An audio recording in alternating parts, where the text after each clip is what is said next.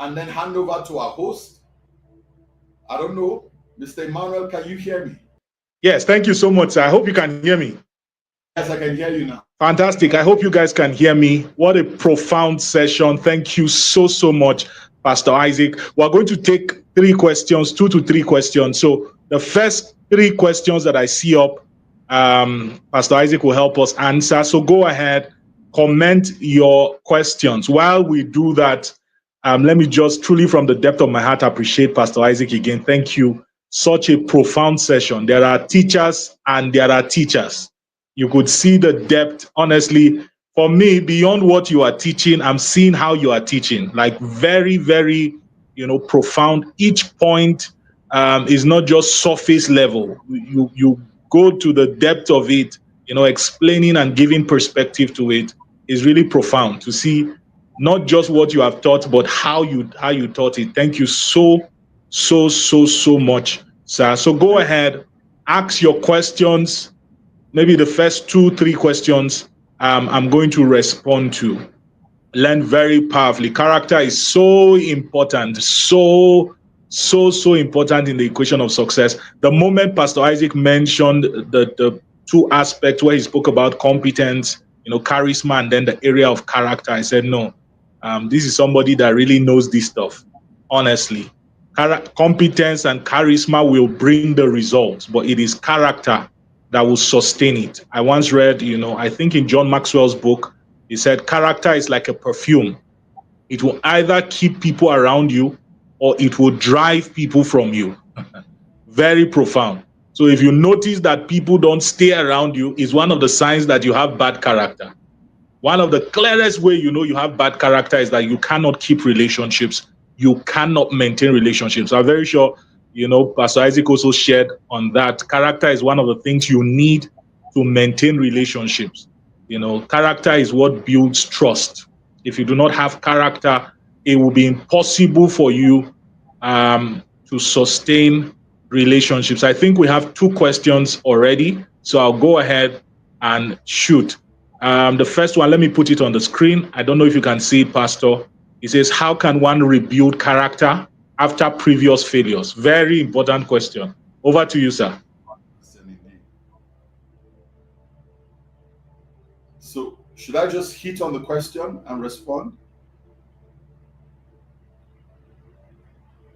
Question is on the screen. The question is on the screen. It says, how can one rebuild character after previous failures? Now, can we all hear me? Now, you see, now the reason why I love this topic is because this topic seeks to give us a revelation and expose us to the consequences of compromising in character. All right? Because I would like to say this upfront, and then before I begin to talk about the remedy in restoring yourself if you had once, broken your character trust. All right? So, now, I'd like to make this statement. You see, you may never have a second chance. Because, like I said in one of the points I shared in listing all of the cost of character compromise, right? And I said that, you see, a compromise in character has the ability to crumble in a moment. What it took you years of labor, through diligence, through value, through productivity, through skill to build. And when you talk about, the degree of your character development, you are talking about the trust you have been able to earn from a generation, the loyalty you have been able to earn. And when you talk about the subject of loyalty and trust, is a very delicate commodity.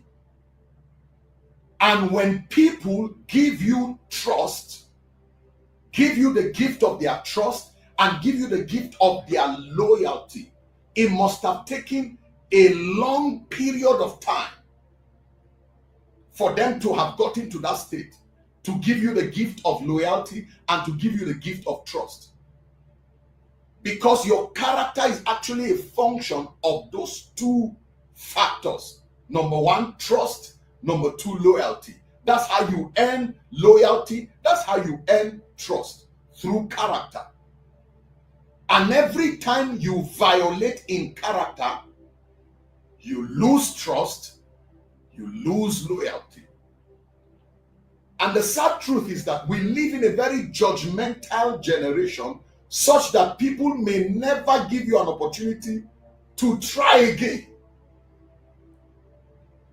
So don't even conceive in your mind that you create room where you envisage an opportunity to compromise in character, because you may never have an opportunity to rebuild the trust and rebuild the loyalty. But can I say this? There is a remedy. But I don't want to begin by telling you the remedy. I want to instill within us and make very clear within our consciousness what the consequence is to compromise in character, rather than learning what the remedies are when you default in character in trying to restore your trust and trying to restore the loyalty that you have lost. Did we get that? Now, let me go over the question is, it says, how can one rebuild character after previous failures? Number one. Now, I'm going to approach this question as a believer. I'm a person of faith. I believe in Jesus Christ. I believe in the Lord, right? The first approach is to go back to God. Have a moment of retreat. And when you take a moment of retreat, it's not just a moment where, you devote to prayer, or a moment where you just interface with God.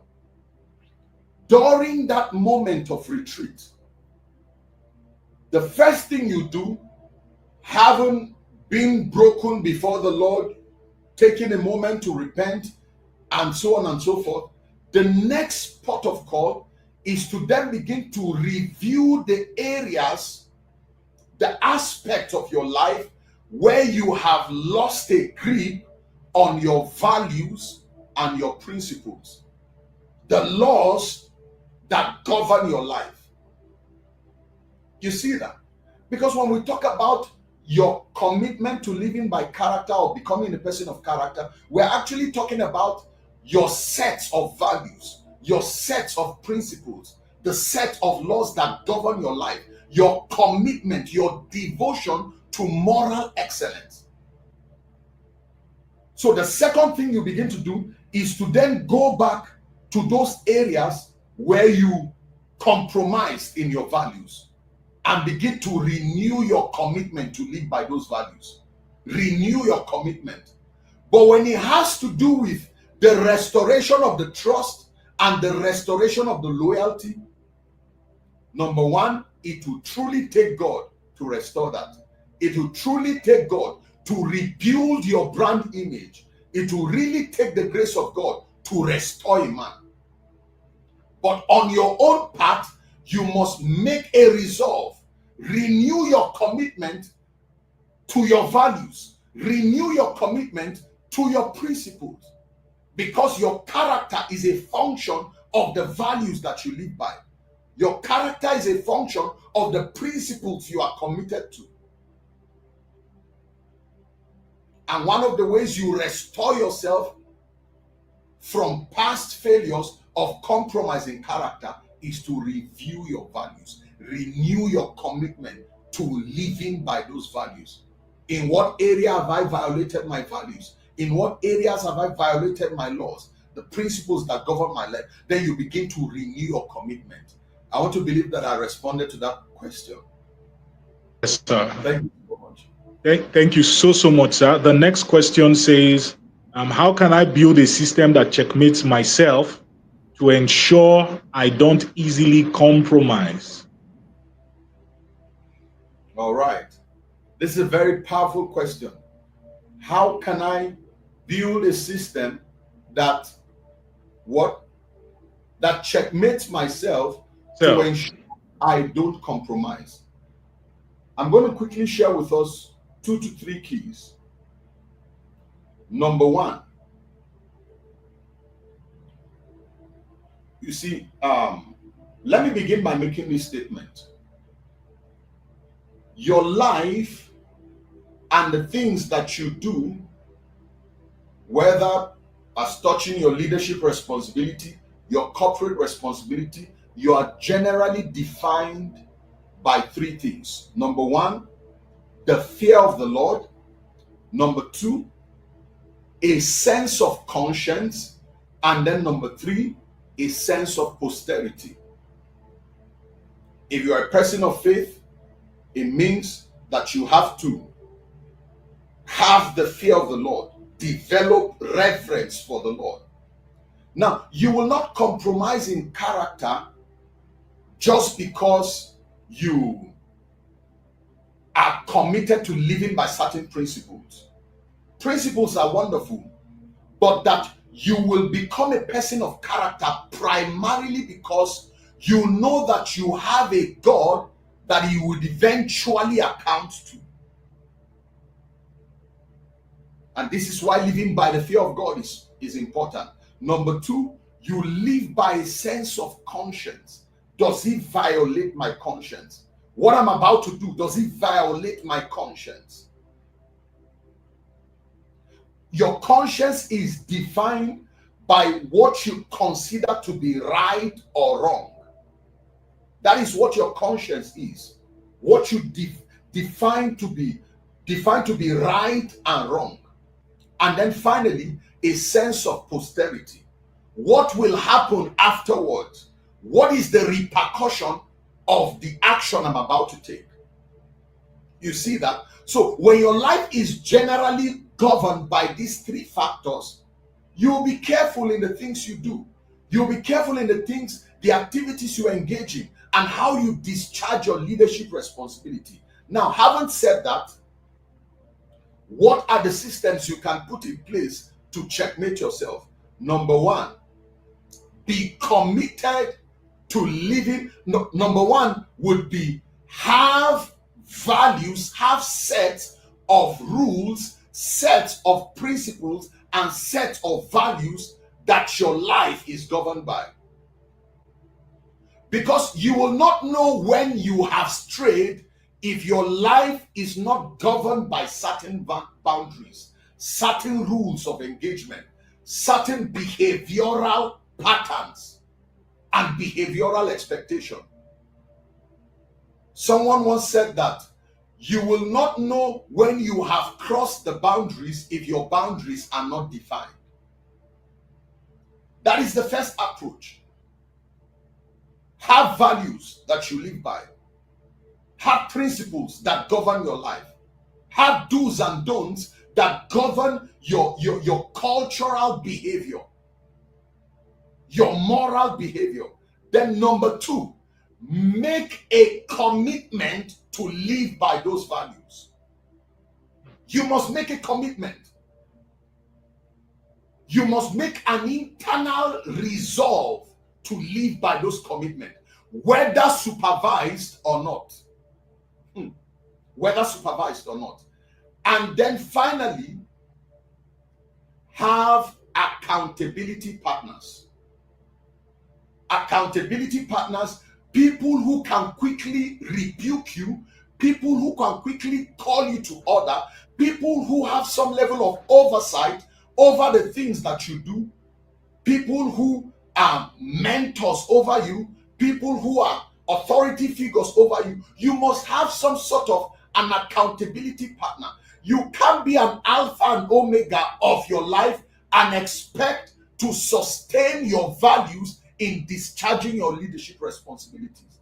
We're humans, and sometimes chances are excellent that we can be tempted to cut corners. We can be tempted to look for the easy way route, the easy way out, the easy route out of a challenge, the easy route out of a problem. But sometimes when you have some sort of an oversight, people who watch over you, people who keep people who are a guard over your soul. Your mistake, the possibility of falling into traps and loopholes and gaps and temptation will be minimized. That is the assignment of mentorship. That is the assignment of having somebody who plays some level of an oversight over your life. They deliver to you the wisdom that helps you to live life, extracting the pain factor, extracting the pain component. They deliver to you the wealth of their experience. They can see from hindsight, and having the ability of foresight, they foresee things that you are possibly, that your leadership can be possibly trapped by, and they give you counsel, words of advice, words of wisdom that can deliver you from those temptations, deliver you from those the possibility of being trapped by those compromise or whatever the case is. So you see that, number one, have values that you live by. Number two, make a resolve, whether seen, whether supervised, publicly or secretly, to live by those values. And then finally, have accountability partners. Have people you can reach out to when you are weakening already in your commitment. And then maybe I should add this: you must have periodic moments of retreat where you review those values and renew your commitment to live by them. I want to believe that I've done justice to that question. Thank you so much. Thank you so much, sir. Very, very life applicable. Very life applicable. I'm going through some of the other questions. They are similar. This one from Innocent says, thank you so much, sir, for the opportunity. How do I stay very conscious of being a person of character so I don't compromise? I think it's similar to what you just shared. And then also for Bonso Prince, I think from Ghana, it says, if you compromise on your character, what must you do in the realm of men? I think you've answered that also. Cornel, how can character compromise or defect be restored in time? I think you've done justice to that. Also, I don't think there's any new question. Thank you so much, Pastor Isaac. Thank you so much from the depth of my heart. I don't even know how to quantify the words or put them together, but please, everyone who is live, let's go ahead and celebrate Pastor Isaac in the comments. I believe so much in honor, really from the depth of my heart. I'm not just saying it superficially. I deeply and truly honor you. You inspire me a great deal. Your commitment to excellence, not just to God, your commitment to excellence, your commitment to value, your commitment to productivity, and influence, becoming a tool in the hands of God to bring glory to his name is really inspiring, and I celebrate you. Let me just put up some of the comments. Thank you so much, sir. Please, let's celebrate him in the comments. Appreciate you. Let me put them up. Honestly, I've learned a lot. I will still come back, watch the video again this night so that I will draw, because for knowing like this, I can be distracted. But this is one subject, as I keep on putting the comment. Gladys says, thank you so much, sir. Innocent says, we are grateful, sir. Livinus Yahi says, thank you so much, sir. God bless you so much for value. Obasanjo Paul, what a powerful session tonight. Thank you so much, Pastor Isaac. Blessing Nasiru says, yes, sir. Thank you so much. I greatly celebrate you. So many comments, they are trooping in.